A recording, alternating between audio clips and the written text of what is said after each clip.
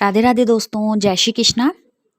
आज हम कार्तिक अध्याय के कथा 13 की महात्म्य कथा के बारे में सुनेंगे और साथ ही प्रदोष की कथा के बारे में सुनेंगे और धनतेरस के बारे में भी सुनेंगे। और आप लोगों को धनतेरस की बहुत बहुत शुभकामनाएं। तो आइए शुरू करते हैं कार्तिक 13 की महात्म्य कथा के बारे में। कार्तिक कथा को सुनो, सभी सहज मन लाए, 13वां अध्याय लिखूं, श्री प्रभु शरण में आए। दोनों ओर से गदाओं, बाणों और शूलों आदि का भीषण प्रहार हुआ। दैत्यों के तीक्ष्ण प्रहार से व्याकुल देवता इधर उधर भागने लगे। तब देवताओं को इस प्रकार भयभीत हुआ देख गरुड़ पर चढ़े भगवान युद्ध में आगे बढ़े और उन्होंने अपना सारंग नामक धनुष उठाकर बड़े जोर का टंकार किया। त्रिलोकी शाब्दित हो गई। पल मात्र में भगवान ने हजारों दैत्यों के सिरों को काट गिराया। फिर तो विष्णु और जलंधर का महासंग्राम हुआ। बाणों से आकाश भर गया। लोग आश्चर्य करने लगे। भगवान विष्णु ने बाणों के वेग से उस दैत्य की ध्वजा, छत्र और धनुष बाण काट डाले। इससे व्यथित हो उसने अपनी गदा उठाकर गरुड़ के मस्तक पर दे मारी। साथ ही क्रोध से उस दैत्य ने विष्णु जी की छाती में भी एक तीक्ष्ण बाण मारा। इसके उत्तर में विष्णु जी ने उसकी गदा काट दी और अपनी शारंग धनुष पर बाण चढ़ाकर उसको बीधना आरंभ किया। इस पर जलंधर इन पर अपने पैने बाण बरसाने लगा। उसने विष्णु जी को कई पैने बाण मारकर वैष्णव धनुष को काट दिया। धनुष कट जाने पर भगवान ने गदा ग्रहण कर ली और शीघ्र ही जलंधर को खींचकर मारी। परंतु उस अग्निवत अमोध्य गदा की मार से भी वह दैत्य कुछ भी चलायमान न हुआ। उसने एक अग्निमुख त्रिशूल उठाकर विष्णु पर छोड़ दिया। विष्णु जी ने शिव के चरणों का स्मरण कर नंदन नामक त्रिशूल से उसके त्रिशूल को छेद दिया। जलंधर ने झपटकर विष्णु जी की छाती पर एक जोर का मुष्टक मारा। उसके उत्तर में भगवान विष्णु ने भी उसकी छाती पर अपने एक मुष्टक का प्रहार किया। फिर दोनों घुटने टेक बाहुओं और मुष्टकों से बाहुयुद्ध करने लगे। कितनी ही देर तक भगवान उसके साथ युद्ध करते रहे। तब सर्वश्रेष्ठ मायावी भगवान उस दैत्यराज से मेघवाणी में बोले, रे रण दुर्मदे दैत्य श्रेष्ठ, तू धन्य है जो इस महायुद्ध में इन बड़े बड़े आयुधों से भी भयभीत ना हुआ। तेरे इस युद्ध से मैं प्रसन्न हूँ। तू जो चाहे वर मांग। मायावी विष्णु की ऐसी वाणी सुनकर जलंधर ने कहा, हे भावुक, यदि आप मुझ पर प्रसन्न हैं तो यह वर दीजिए कि आप मेरी बहन तथा अपने सारे कुटुंबियों सहित मेरे घर पर निवास करें। नारद जी बोले।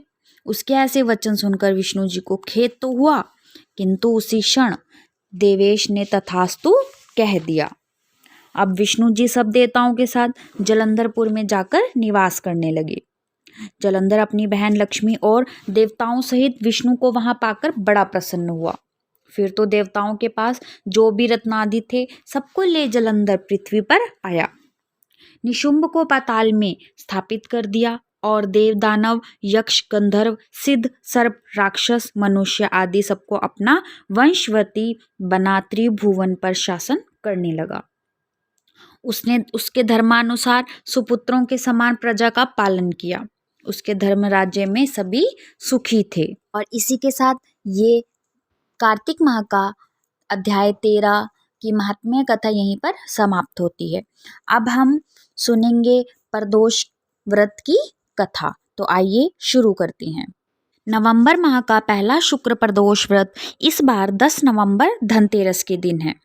पहला व्रत धनतेरस के दिन होने की वजह से व्रती पर माँ लक्ष्मी की पूजा की भी विशेष महत्व है। नवंबर महीने के शुक्ल पक्ष का दूसरा शुक्र प्रदोष व्रत 24 नवंबर को है। सोम प्रदोष व्रत की पौराणिक कथा। सोम प्रदोष व्रत कथा के अनुसार एक नगर में एक ब्राह्मणी रहती थी। उसके पति का स्वर्गवास हो गया था। उसका अब कोई आश्रयदाता नहीं था। इसीलिए प्रातः होते ही वह अपने पुत्र के साथ भीख मांगने निकल पड़ती। भिक्षा से ही वह अपने पुत्र का पेट पालती। एक दिन ब्राह्मणी घर लौट रही थी तो उसे एक लड़का घायल अवस्था में कहराता हुआ मिला। ब्राह्मणी दयावश उसे अपने घर ले आई। वह लड़का विदर्भ का राजकुमार था। शत्रु सैनिकों ने उसके राज्य पर आक्रमण कर उसके पिता को बंदी बना लिया था और राज्य पर नियंत्रण कर लिया था, इसीलिए इधर उधर भटक रहा था। राजकुमार ब्राह्मण पुत्र के साथ ब्राह्मण के घर रहने लगा। तभी एक दिन अंशुमति नामक एक गंधर्व कन्या ने राजकुमार को देखा तो उसे वह मोहित हो गई। अगले दिन अंशुमति अपने माता पिता को राजकुमार से मिलाने लाई। उन्हें भी राजकुमार भा गया। कुछ दिनों बाद अंशुमति के माता पिता को शंकर भगवान ने स्वप्न में आदेश दिया कि राजकुमार और अंशुमति का विवाह कर दिया जाए। उन्होंने वैसा ही किया। ब्राह्मणी प्रदोष व्रत करती थी।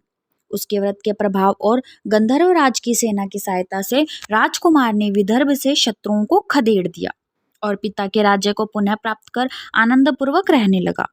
राजकुमार ने ब्राह्मण पुत्र को अपना प्रधानमंत्री बनाया। ब्राह्मण पुत्र के प्रदोष व्रत के महात्म्य से जैसे राजकुमार और ब्राह्मण पुत्र के दिन फिरे, वैसे ही शंकर भगवान अपने दूसरे भक्तों के भी दिन भी फेरते हैं। अतः सोम प्रदोष का व्रत करने वाले सभी भक्तों को यह कथा अवश्य पढ़नी और सुननी चाहिए। सोम प्रदोष के दिन भोलेनाथ के अभिषेक, रुद्राभिषेक और श्रृंगार का विशेष महत्व है।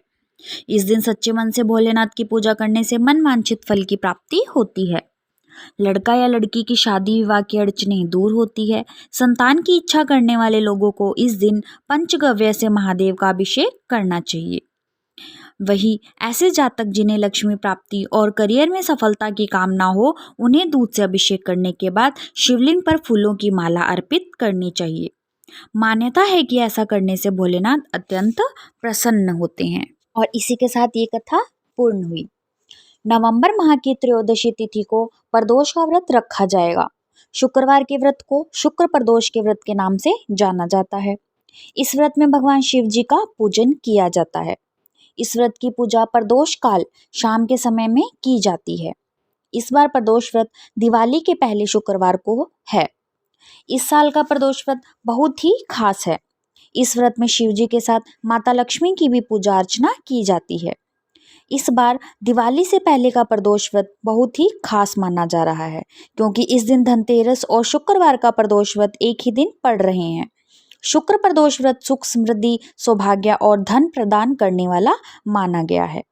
अब हम सुनेंगे नवंबर माह के प्रदोष व्रत। इस बार नवंबर माह में 2 प्रदोष व्रत पड़ रहे हैं। नवंबर माह का पहला शुक्र प्रदोष व्रत इस बार 10 नवंबर धनतेरस के दिन है। पहला व्रत धनतेरस के दिन होने की वजह से व्रती पर माँ लक्ष्मी की पूजा की भी विशेष महत्व है। नवंबर महीने के शुक्ल पक्ष की दूसरा शुक्र प्रदोष व्रत 24 नवंबर को है। पहला शुक्र प्रदोष व्रत। नवंबर माह का पहला प्रदोष व्रत कार्तिक कृष्ण पक्ष की त्रयोदशी तिथि 10 नवंबर 2023 को दोपहर 12:35 से लगकर अगले दिन दोपहर 1:57 पर समाप्त होगा। प्रदोष व्रत के प्रदोष काल की पूजा का समय शाम 5:30 बजे से रात को 8:08 तक रहेगा। दूसरा शुक्र प्रदोष व्रत। नवंबर माह का दूसरा प्रदोष व्रत कार्तिक कृष्ण पक्ष की त्रयोदशी तिथि 24 नवंबर 2023 को रात 7:06 से लगकर अगले दिन 5:22 पर समाप्त होगा। प्रदोष व्रत के प्रदोष काल की पूजा का समय शाम पूजा समय रात 7:06 से रात 8:06 तक रहेगा। और इसी के साथ हम प्रदोष व्रत के महत्व भी सुनेंगे। प्रदोष का व्रत भगवान शिव को समर्पित होता है। मान्यता है कि जो व्यक्ति आर्थिक संकट से घिरा होता है उसे प्रदोष का व्रत जरूर करना चाहिए। इस व्रत को करने से व्रती पर माँ लक्ष्मी की विशेष कृपा होती है। प्रदोष व्रत कथा में अपनी समस्याओं से छुटकारा पाने के अनेक उपाय बताए गए हैं। प्रदोष व्रत के दिन प्रदोष काल में भगवान शिव की प्रतिमा के सामने पहले 8 दीपक सारी दिशाओं में एक एक कर जलाकर रख दें। फिर जौ के सत्तू में घी और शक्कर मिलाकर भगवान शिव को उसका भोग लगाते हुए भगवान के सामने आई अपनी मनोकामना बताएं। प्रदोष व्रत से परेशान तो उस प्रदोष कि यदि कोई व्यक्ति कर्ज से परेशान है तो उस प्रदोष व्रत में शाम के समय मंदिर के शिवलिंग का दूध और शहद से अभिषेक करें। इससे आपको कर्ज मुक्ति के साथ साथ मानसिक शांति भी मिलेगी। और इसी के साथ हमारी प्रदोष व्रत की कथा, उसके महत्व और उसके शुभ मुहूर्त पूर्ण हुआ। इसी के साथ अब हम धनतेरस की के बारे में सुनेंगे कि हम लोग धनतेरस क्यों मनाते हैं। समुद्र मंथन के दौरान भगवान धन्वंतरी जब अपने हाथों से अमृत कलश लेकर निकले थे, उस दिन कार्तिक मास के कृष्ण पक्ष की त्रयोदशी तिथि थी। इसीलिए इस दिन को धनतेरस का पर्व मनाया जाता है।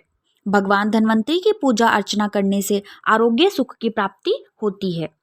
और धनतेरस का पर्व क्यों मनाया जाता है और इसकी कथा क्या है। कार्तिक मास के कृष्ण पक्ष की त्रयोदशी तिथि को धनतेरस का पर्व मनाया जाता है। इस बार यह शुभ तिथि 10 अक्टूबर दिन शुक्रवार को है। शास्त्रों के अनुसार इस तिथि को समुद्र मंथन के समय भगवान धन्वंतरी अमृत कलश लेकर प्रकट हुए थे। इस वजह से इस तिथि को धनतेरस या धन त्रयोदशी तिथि के नाम से जाना जाता है। भगवान धन्वंतरी के अलावा इस दिन माता लक्ष्मी, धन के देवता कुबेर और मृत्यु के देवता यमराज की भी पूजा की जाती है। इस दिन दीपावली का पर्व शुरू हो जाता है और इस दिन सोना, चांदी या नए बर्तन खरीदना बहुत शुभ माना जाता है। भारतीय संस्कृति में स्वास्थ्य को ही सबसे बड़ा धन माना गया है और इस दिन को राष्ट्रीय आयुर्वेद दिवस के रूप में भी मनाया जाता है।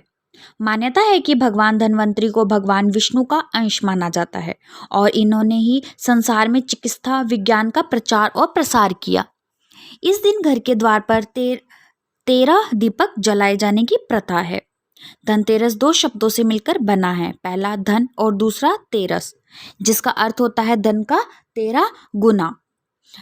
भगवान धन्वंतरी के प्रकट होने के कारण इस दिन को वैद्य समाज धन्वंतरी जयंती के रूप में मनाया जाता है। शास्त्रों में वर्णित कथाओं के अनुसार समुद्र मंथन के दौरान भगवान धन्वंतरी हाथों में अमृत कलश लेकर प्रकट हुए थे। जिस तिथि को भगवान धन्वंतरी समुद्र से निकले वह कार्तिक मास के कृष्ण पक्ष की त्रयोदशी थी। भगवान धन्वंतरी समुद्र से कलश लेकर प्रकट हुए थे, इसीलिए इस अवसर पर बर्तन खरीदने की परंपरा चली आ रही है। भगवान धन्वंतरी को विष्णु भगवान का अंश माना गया है और इन्होंने ही पूरी दुनिया में चिकित्सा विज्ञान का प्रसार किया। भगवान धन्वंतरी के बाद माता लक्ष्मी 2 दिन बाद समुद्र से निकली थी, इसीलिए उस दिन दीपावली का पर्व मनाया जाता है। इनकी पूजा अर्चना करने से आरोग्य सुख की प्राप्ति होती है। एक बार मृत्यु के देवता यमराज ने यमदूतों से प्रश्न किया कि क्या कभी मनुष्य के प्राण लेने में तुमको कभी किसी पर दया आती है। यमदूतों ने कहा कि नहीं यमराज, हम तो केवल आपके दिए हुए निर्देशों का पालन करते हैं। फिर यमराज ने कहा कि बेझिझक होकर बताओ कि क्या कभी मनुष्य के प्राण लेने में दया आई है। तब एक यमदूत ने कहा कि एक बार ऐसी घटना हुई जिसको देखकर हृदय पसीज गया। एक दिन हंस नाम का राजा शिकार पर गया और वह जंगल के रास्ते में भटक गया और भटकते भटकते दूसरे राजा की सीमा पर चला गया। वहां एक हेमा नाम का शासक था। उसने पड़ोस के राजा का आदर सत्कार किया। उसी दिन राजा की पत्नी ने एक पुत्र को जन्म दिया। ज्योतिषों ने ग्रह नक्षत्र के आधार पर बताया कि इस बालक की विवाह के 4 दिन बाद ही मृत्यु हो जाएगी।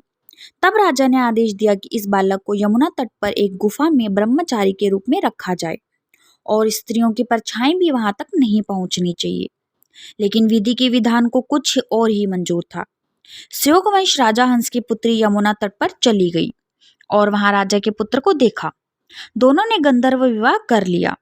विवाह के 4 दिन बाद ही राजा के पुत्र की मृत्यु हो गई। तब यमदूत ने कहा कि उस नवविवाहिता का करुण विलाप सुनकर हृदय पसीज गया था। सारी बातें सुनकर यमराज ने कहा कि क्या करें, यह तो विधि का विधान है और मर्यादा में रहते हुए यह काम करना पड़ेगा। यमदूतों ने पूछा कि ऐसा कोई उपाय है जिससे अकाल मृत्यु से बचा जा सके। तब यमराज ने कहा कि धनतेरस के दिन विधि विधान के साथ पूजा अर्चना और दीपदान करने से अकाल मृत्यु नहीं होती। इसी घटना की वजह से धनतेरस के दिन भगवान धन्वंतरी और माता लक्ष्मी की पूजा की जाती है और दीपदान किया जाता है और इसी के साथ यमराज का भी पूजन किया जाता है। तो ये हमारी धनतेरस की कथा पूर्ण हुई और इसी के साथ आप लोग हमें कमेंट करके ज़रूर बताइएगा कि हमारी धनतेरस की पौराणिक कथाएं और हमारे कार्तिक मास की अध्याय 13 और प्रदोष व्रत की हमारी कथा आप लोगों को कैसी लगी। अगर आप लोगों को कथा पसंद आई तो आप लोग हमें कमेंट करके ज़रूर बताइएगा और हमारे चैनल को सब्सक्राइब करें और ज़्यादा से ज़्यादा लाइक करें और शेयर करें। राधे राधे, जय श्री कृष्णा।